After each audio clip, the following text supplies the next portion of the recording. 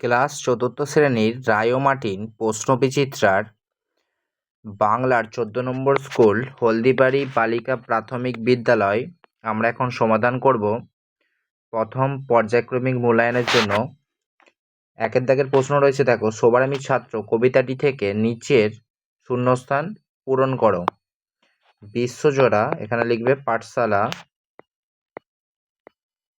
বিশ্বজোড়া পাঠশালা মোড় সবার আমি ছাত্র। নানান ভাবের নতুন জিনিস শিখছি দিবারাত্র। এরপরে রয়েছে দুয়ের দাগের সঠিক শব্দের ঠিক চিহ্ন বসাও। হাতকড়ি পড়াই, কে পড়াই? পুলিশ পড়াই। খয়েরটা হযবরল হলো একটি বই। গয়েরটা নরহরি দাস ছিল সিংহের মামা। ঘয়েরটা পাহাড় শেখাই হতে মৌন মহান। এরপরে রয়েছে তিনের দাগের বিপরীত শব্দ লেখক। ক রয়েছে শুরু, খ তোলাই, গ ভাঁটা, ঘ মিষ্টি। তিনের দাগের এখানে আমরা করব তিনের দাগের এখানে করি। তিনের দাগের ক হবে শুরু হবে শেষ, খ হবে তলাই ওপরে, গ হবে ভাঁটা জোয়ার, মিষ্টি তেতো। এরপরে রয়েছে নিচের এলোমেলো বর্ণগুলি সাজিয়ে শব্দ লেখো। কয়েকটা লিখবে পালোয়ান, খয়েরটা লিখবে বনভোজন, বনভোজন। তারপর রয়েছে দুটি করে সমার্থক শব্দ লেখো। ছয়ের দাগে রয়েছে ক নদী লিখবে তটিনী, তটিনী, আর লিখবে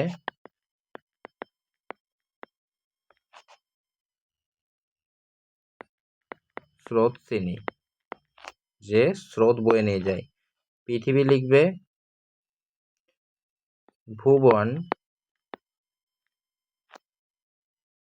আর হচ্ছে লিখবে ধরা। সাতের দাগের অর্থ লেখো। হরিদ্রা, হরিদ্রা শব্দের অর্থ লিখবে হলুদ। আর খয়েরটা লিখবে আমন্ত্রণ শব্দের অর্থ নিমন্ত্রণ, নিমন্ত্রণ বা আহ্বান, যাকে বলে ডাকা। আটের দাগে রয়েছে সবার আমি ছাত্র কবিতায় কবি নদীর কাছ থেকে কি শিক্ষা পান?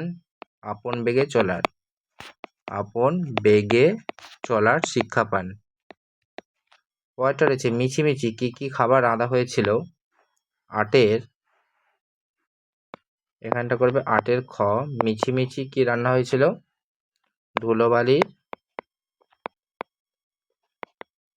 ধুলোবালির কোরমা পোলাও আর কাদার পিঠে, পিঠে রান্না হয়েছিল। ছাগলছানা ষাঁড়ের সঙ্গে কেন বনে গিয়েছিল? চমৎকার কচি ঘাস খাওয়ার জন্য, কচি কচি ঘাস খাওয়ার জন্য, ঘাস খাবার জন্য। তত্ত্বচান শব্দের অর্থ কি? ছোট্ট খোঁকো। এরপর রয়েছে লুসাই পাহাড়ের বিস্তার কতখানি? লিখবে 650 থেকে 700 বর্গমাইল। এরপর রয়েছে বিচিত্র স্বাদ কবিতাটি কার লেখা?